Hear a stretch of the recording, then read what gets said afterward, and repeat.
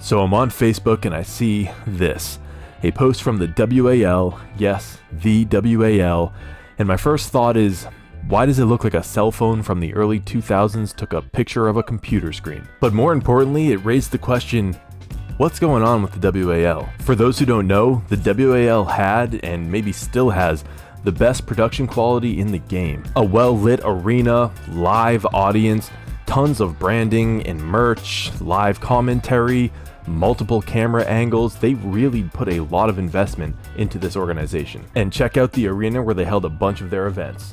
And we welcome you to Atlanta, Georgia, championship night here at the Turner Arena. Look at these promo videos. This is even from 2019 and it still gets me hyped up.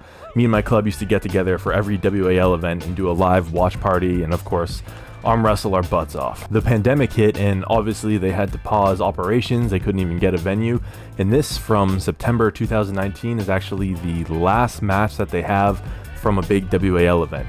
Devin Larratt versus Wagner Bortolotti, left-handed. And boy was it a show. Now look, I get it. There were issues with the reffing, there were issues with the contracts, but those are things that can be fixed relatively easily.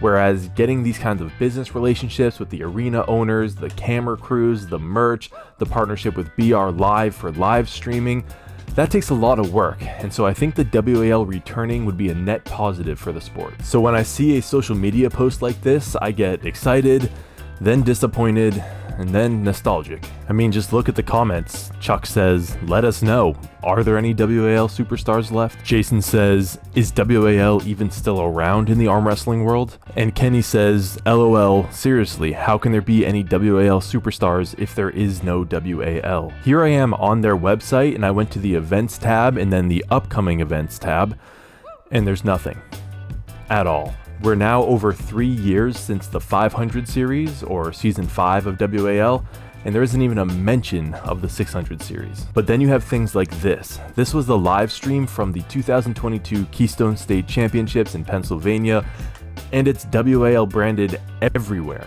Even during the matches themselves, they make it very clear that this is a WAL sanctioned event. Paul Lynn helps run that event, so I decided to reach out to him to see if he had any insight, and Paul, being the awesome dude he is, got right back to me saying that the WAL is still churning and they reach out to him from time to time, but he doesn't have much more information than that. Also interesting, in the earlier King of the Table events, you can actually see the WAL logo in the backdrop here.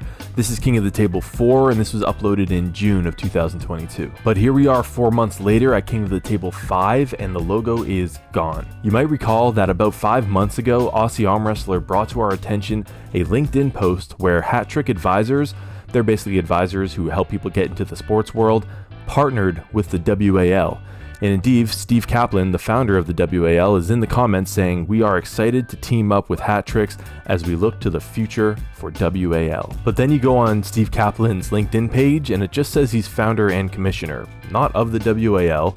And you scroll down to his experience and it says president and commissioner, World Arm Wrestling League, 2014 to 2021. And we're actually in 2023 right now, so make of that what you will. I wouldn't read into that too much because again, that post from Hat Trick Advisors was 5 months ago and Steve was in the comments. And on Hat Trick Advisors website, there it is, the big old WAL logo. Okay, let's see if the WAL is active anywhere else. Heading over to their YouTube page, we see that they haven't uploaded a video for 6 months, and the last things they did upload were clips from that Keystone States event that I talked about. Moving over to their Facebook, and they're actually somewhat active. They're making a few posts a month, doing things like birthday shoutouts and choose your favorite Devin Larratt hairstyle. Slick back Devin, by the way. And I'll tell you this much, Steve Kaplan isn't the one on here making all these posts, so they have a social media employee, and that's just one more piece of evidence that the WAL might just make a comeback. Now, I'm not done pulling this thread. I've sent out a few more messages, and I will of course keep you guys updated, but hardcore journalism and content creation like this takes time and effort, so please leave a like and subscribe to the channel. Also check out the Dual Flexor. It's a 2-in-1 handle I designed that Tim Bresnan said is one of the best handles he's ever felt in his life. Rounded on one side, flat on the other, just flip it over to switch between the two. 2 handles for the price of 1. Check it out, link will be in the description. So personally, I think we will see the World Arm Wrestling League back in action again, and I'm going to keep digging until we get an answer. But let me know in the comments, what do you think?